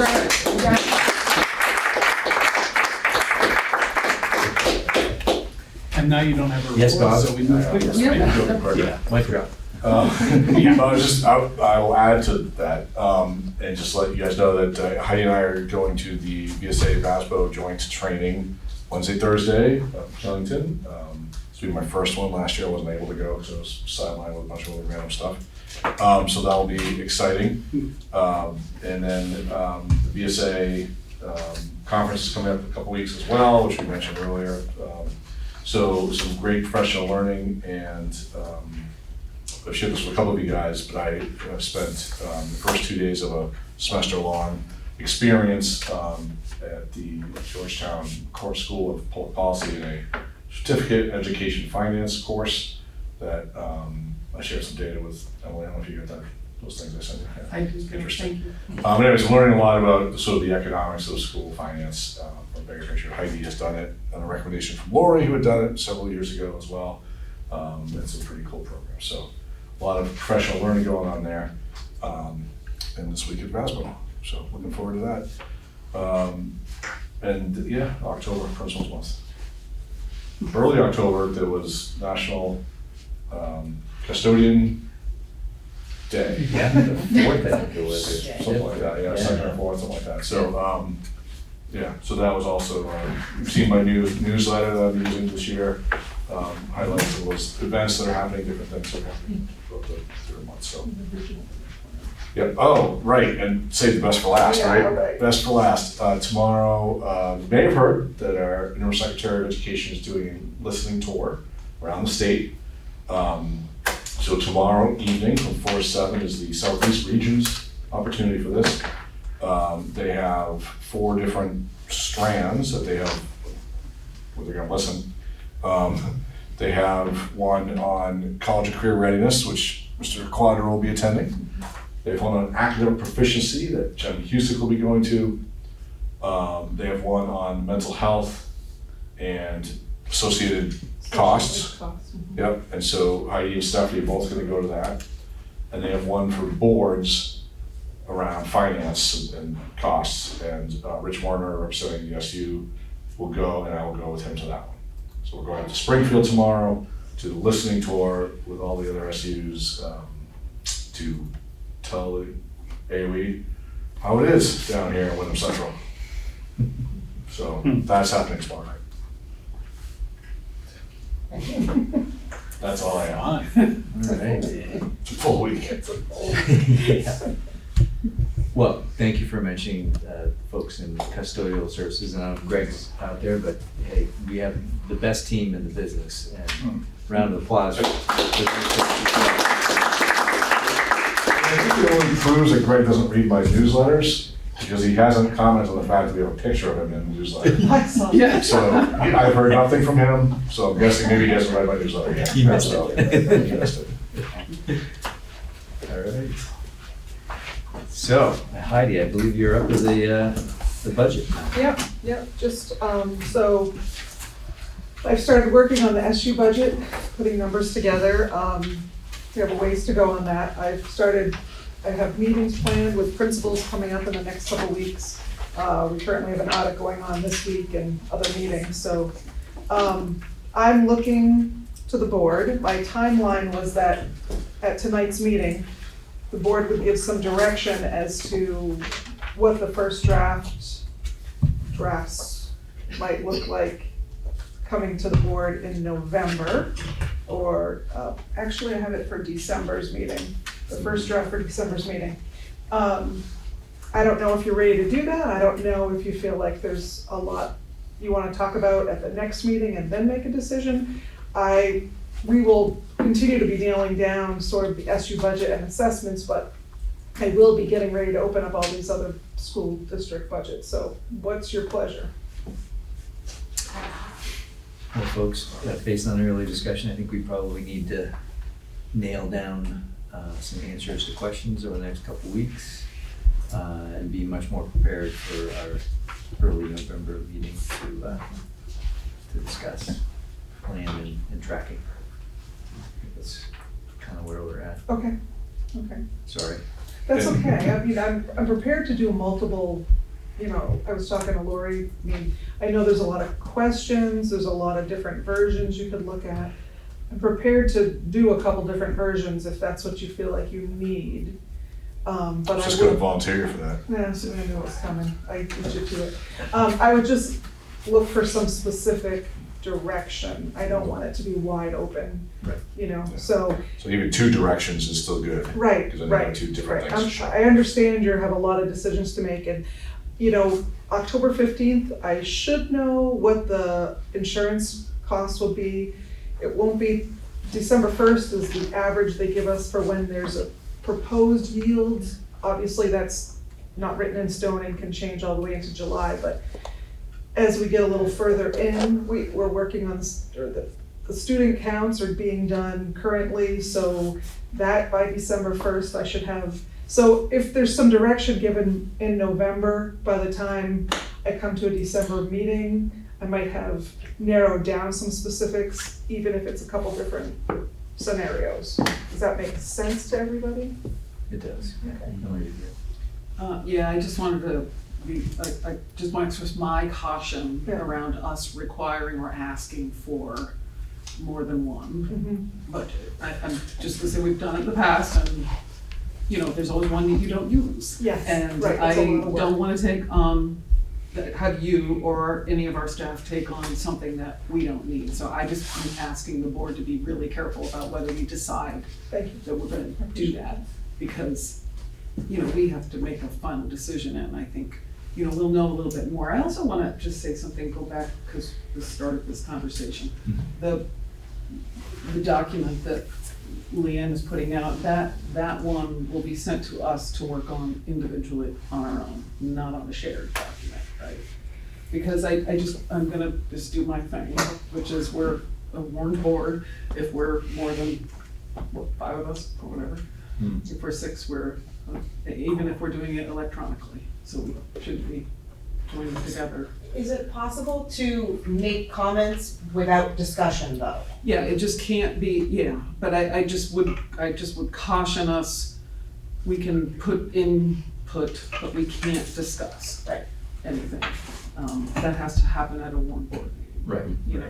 I'm just really Yeah, Careful mindful about of that, absolutely. And I also wanted to just ask one more, if I could, you guys won't relate to this question.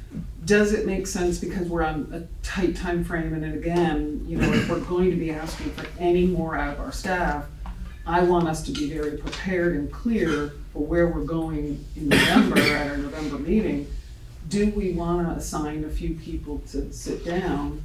You know, we have, even if it's not a quorum, we still have to warn it because it'd be a subcommittee, but to sit down and go through that document after the 21st, just to help move things along. I'm just really worried about the timeline it's gonna get and tight. making sure that we're not wasting Right, time. because we're It's looking just a at suggestion. sort of approving a budget on the beginning of February. So there's not a lot of room for revisions. You could have some special meetings in that time frame. It's around holidays and such, but. Yeah, and I mean, I'm being very open that everybody's busy, but I just don't, I can see it throwing us off either a whole extra board meeting or off and on. So reconvening some form of a planning committee to look at those, maybe bring some Just brainstorming themes through and the, answers, yes, there you recommendations go. back. Just maybe with a little more oomph to it in the November meeting. Could, my thought is that, I'm very nervous about committees because we as a board really need to make the decision as a board. And every time that we have a committee that puts something forward, that it really does just add more time. I don't know that it's really making it any more efficient because we still need to have the conversations. I personally would be comfortable with having Al in conjunction with whoever as officers or whoever, That's fine with me basically too. come up with the talking points. You know, here's the talking points of the major philosophical discussions, and you know, we can add to it in the moment if we need to, obviously. But you know, guide that discussion. Because I think we do all need to talk about it. And obviously there will be things that we will just have an answer for, like, have we thought about this? Yep, here's what we thought, right? These are the things we thought, or So I want to be really clear, I am not trying to prevent any board conversation, I'm trying to make the board conversation more effective and efficient. That's all my suggestion is, and if it should be just officers doing it, it doesn't matter. It just means that a smaller group of people being able to have the conversation, because we can't have it electronically, we're all operating individually electronically. If there are a few people, officers is fine with me, I don't care who it is. I'm just saying a group who can go through and say, oh, okay, this makes sense, that doesn't make sense, and then bring it to the board so we have a more useful board conversation, because that's, we're just in such a tight time frame. I'm just worried about it. Yeah, I'm on the same page. Not a bad idea, so if everything's compiled by the 21st, we could have a, half hour, just. Yeah, it's really just consolidation. Yeah, we just have a Zoom call and kind Yeah, you could do it then. of chat about it. If Leanne posts all those questions, then each board member just has to, I'm not saying we have to answer every question that was asked. I'm saying, what do you need to know to move forward? Which is very different than answering every single question that was asked. I mean, there are questions where it's like, there were questions about, people leaving the district and tuition models and all kinds of things. And I'm like, Well, there are answers to those too. there are answers to those, but do we need those answers? Do we need those answers to move forward? It's not actually us, it's do our communities and the board need those answers. Right. Anyway, Okay, but it we was don't need to just talk about it separate here. things. This is exactly an example. I think it probably needs to be hashed out.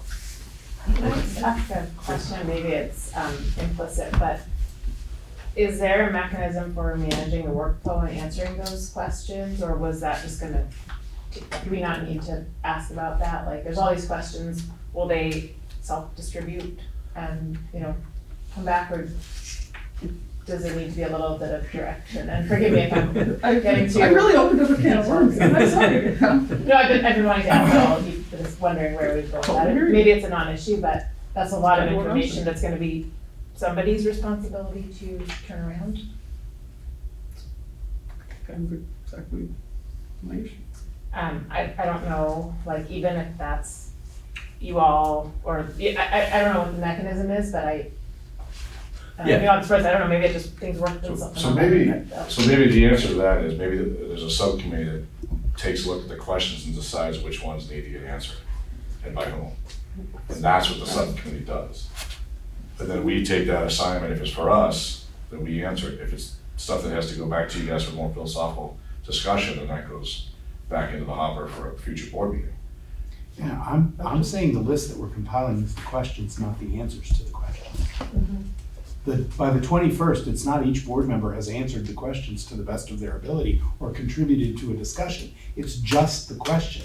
I need to know this. We need to know this. We need to know this. We don't need to know this.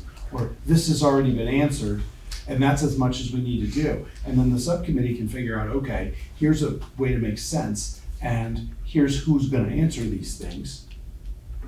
And then we can publish that and then discuss the answers. Okay. At a meeting. You know, that can be on the November meeting. It's like, okay, here's that list of questions. Here are the answers. Administration has answered these. These were general knowledge. We've answered them. This is, you know, I mean. So it is we question answered and some. answer. But that would be, the answers will come at the meeting. Well, some of them Or came in the before last the 3 meeting meetings. right, and we can write Or those in our down. documents. But the document is not for individual board members to answer questions or discuss what the answer to a question might be. It's simply to compile the list of questions that need to be answered. Then the answers are a separate process. I'm not trying to beleaguer this, but I think a subcommittee could answer a lot of questions that are on there to present at the board meeting. And that's why I'm trying to go there. Yeah. You're the timing of when you do that. Yeah. What he's saying is do it after the compiling is over. I'm trying to, And then get it. By the, you know, then in the next week. The questions are done on the 21st. By the 28th, we've got a Zoom meeting put together and assigned you yours and we've answered ours. Yeah, so it sounds like what you're suggesting, Joe, if I can try to capture this, I think it's the same thing Emily's trying to do. Maybe, is that right after the 21st, a subcommittee meets and assigns people to answer the questions so that at the next meeting, we have as many answers to the questions as possible for discussion. yes, and Love it, go. some of those questions that are there will all have already got answers. So Correct, just right. need to be put into the document if they're not already in there. That's all I'm saying. We will speed up our work when we go in November. If a lot of questions and answers are there, the board can do whatever they want with the document when it comes to the November meeting. I mean, that doesn't worry me, and they will do whatever they want with it. But I'm just trying to make it most efficient when we go in there in November. And a lot of things have been answered at our meetings. Yeah, so I'm happy if board members identify who that small group will be. I can work with that small group to schedule something the week after the 21st. If that's to your pleasure. Sounds good. So there's work for me. Okay. All right. Al, Joe, and Molly. I will do it if you have,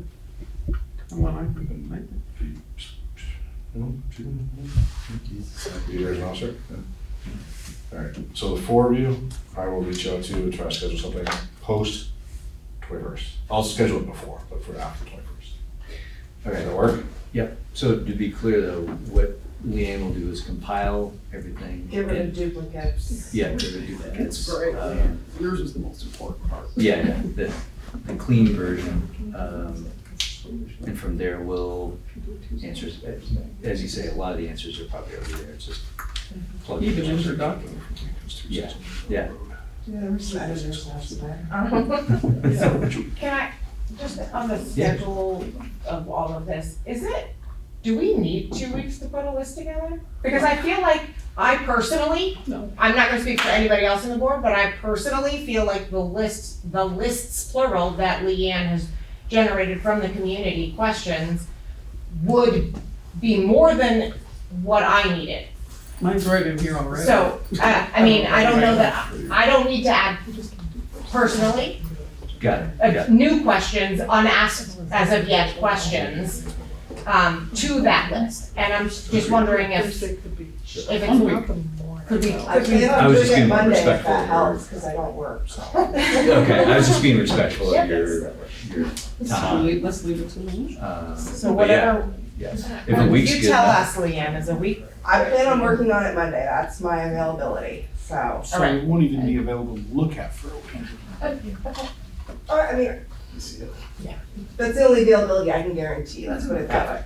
And also though, like, you've done so much of this already, and I don't know why, like, if a lot of, like, we know what a lot of the questions are that could be answered, some I know are complicated, but some are probably not so complicated, and I assume those questions aren't gonna go away if there's a way to start answering them.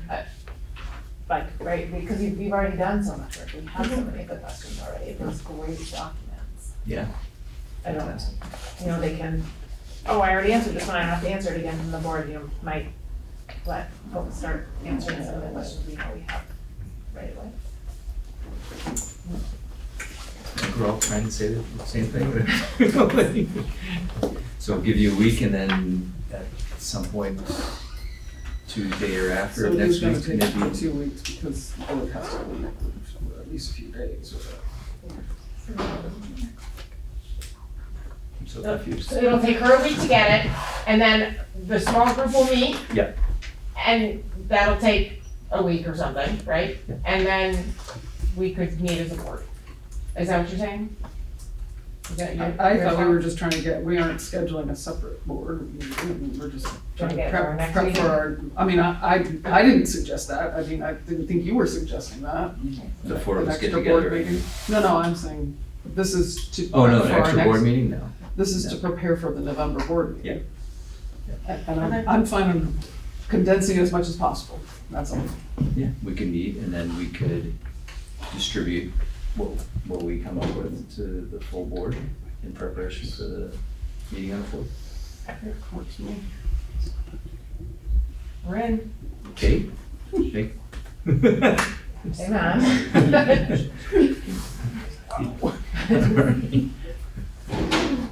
Okay. There? As soon as Leanne sends something, I'll. There we I'll go. get to it as soon as I can, like I said, Monday would be my latest, if I can fit it in sooner, I will do it sooner. Perfect. Sounds good. No one's putting pressure on you, whenever you can. I'm pressuring. Good, Kate. Let's do it. I'm gonna call you every day. Good, Kate. I think Okay, can we just Do do that? all right. Did I answer Heidi's question? Yeah, sorry Heidi, back to you, Heidi. Just so, if I'm clear, I'm not getting any direction, I'm not starting specifically bringing a budget together yet, I'm gonna wait for direction in November. Correct. Okay. Is that okay? That is fine. Okay. All right, negotiations committee. This, I think, was an error, I think we already did that last time, I think that was a holdover. Was it? Oh, right. Did you already appoint the committee? Was this to follow up on the fact on what we did in the last meeting that we turns out we're not allowed to do involving me? Oh. Yeah. Which I was informed that, because in our last meeting, I had said that I would like to sit in on the negotiations committee, and I was informed of the fact, due to legality, that would not be possible unless I was an actual member of the negotiations committee. He'd have to be part of. Yeah. So, the choice is to not have him or to add him, is that? Correct. Yeah. So. Which do you want? So, For you guys yeah. feel. Yeah, there's the ones. You gonna hit every meeting? I now have another meeting that I need to attend. I can try, but There is no try, there's only do. My simple, Kate just asked if I wanted to be a member of the committee. What I want to do is to provide another person to learn the process, and it was a little bit for my own selfishness of learning the process. Just because we've had Dana and Joe do it every year for a few years now. fall off the face of the earth. I'm retiring. You're retiring. We're counting on you being there. Yeah.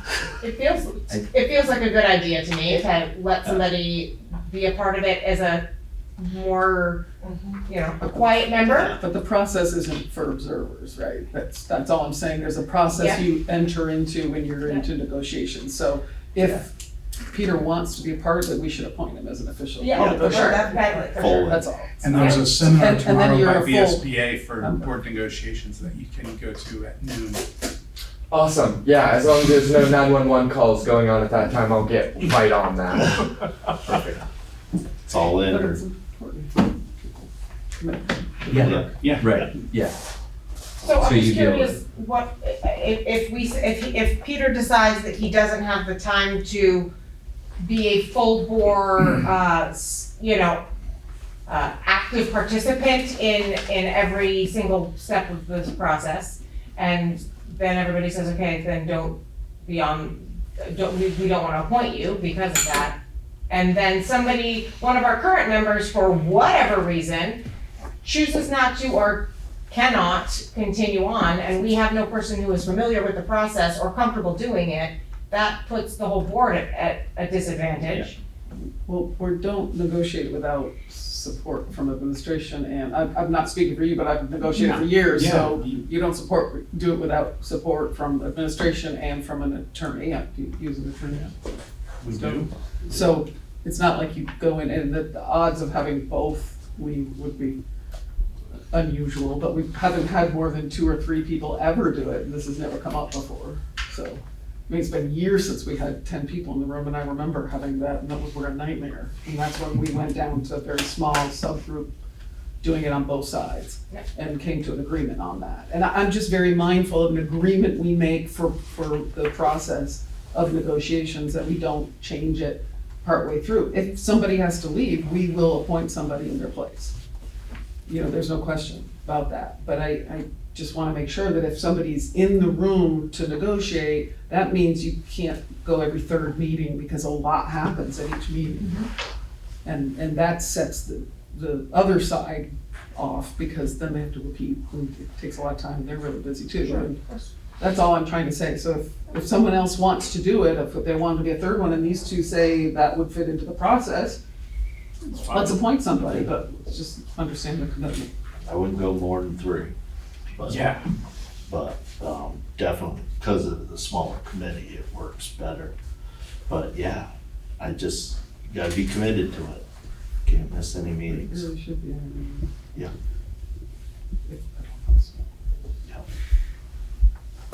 So, not to color your decision, but we also have another committee right after this, so we need to appoint people to as well. Yeah, I guess just ask you what your committee. At this point, it's more trouble than it's worth to me. So I'm Anybody gonna else? say that I'm no longer interested, because it's more trouble than it's worth to me at this point. Okay, all right. With that, we would like to re-engage the policy committee, which we have not had for some time. And I believe there are a number of recommended policies that we need to. There's a bunch of required policies Required you policies, yeah. adopted when you merged that haven't been reviewed since 2017. So, and many of those the VSBA has new versions of. So I think that we should take a look at those. Just the required ones to start, and just reevaluate what we have compares to what they have. And do we want to just go ahead and adopt those, what's it look like? So I did provide Al, I think just Al maybe, with a list of them, so I did a little analysis to find out, but we have to dig in much deeper with that, with the policy committee, if you want to do that, people are interested in that, fun stuff. We don't have a policy committee? We couldn't remember if we created one last I March thought we or did create not. one, but I don't, obviously they haven't been active. Does anybody remember being on a policy committee? All I know is I am the representative for the WCSU policy Oh, committee. but because he was on the policy committee? Because he was on the policy Yeah, right, committee. that's right. I think you were on the whole policy. You were in the policy. This This will be a nice, quick, easy reading. Approved. Yeah, right. Debate yourself. One person has all this. Can you go back and look at our minutes? If I can get online, I can actually look. Nobody remembers, not even Peter? I do remember that you're on the WCSU. Yeah, that's the only thing that I remember. I don't remember anything about us, our board policy committee. I just know that I'm the representative for the WCSU policy committee. Okay. You know, Mike Foley was on the committee. Forever. I mean, I was on it a long time ago. I don't know about anything more recently. How long has it been since we've had a policy committee? Because maybe it was me. Ooh. So I got Lindsay and Peter. We've got two. I will be on the policy committee. Now, Lindsay, Got Peter. three now. I'm saving myself for the budget. We're getting Oh, there. good, better you than me. I've been on that. Okay. And we got the negotiation. I mean, Appoint as a formal motion. Sure, let's make it. Sure, I'll make a motion that Al, Lindsay, and Peter constitute our policy committee. Great. I'll second that. Any discussion? Before she gets nominated. Well done. Well done. Quick acting. All those in favor say aye. Aye. One final comment, cut and paste, cut and paste. Careful. Yeah, right. Yeah. You don't get it. Yeah, that sometimes doesn't always work out well. Policy language all All along. right, so before we adjourn, we need to discuss our next meeting date. Veterans Day is November 11th, which would be our normally scheduled time date. In talking with Bob, I kind of felt like, you know, there's a lot going on. And to have us stretch from October 7th to November, whatever it would be, 18th would be a really long time. So that's why I kind of felt like the 4th would be a better option. I agree. Everybody agree with that? Yeah. I also agree. Okay. Sure. All right. Yeah. Do we need a motion for that? No. No. Cool. Let's- You're good. Is it fourth? Yeah. Fourth. On fourth. And yeah, WCSU full board retreat on October 23rd. Marlboro. At 6 p.m. in Marlboro. That's right. One more plug for the VSBA meeting. Yes, sir. Oh, yeah, yeah. As the business, well, the business meeting is 17th virtually. Yeah. And then the conference, which is a great resource for every board member that goes, is the 24th and 25th. I'll be there. As a VSBA board member, I will be there. But, you know, you can sign up online. It's really a valuable conference. There's a lot of information there. Plus, you get to talk with your colleagues from the entire state. And you'll be amazed to find out they're having the same problems we are. We're not alone. And they're just as baffled as we are sometimes too. They're looking for answers. Yeah. What are you guys doing? All right. I will entertain that final motion. Motion to adjourn. Do I have a second? I'll second it. How's the wedding? All in favor say aye. Aye. Aye.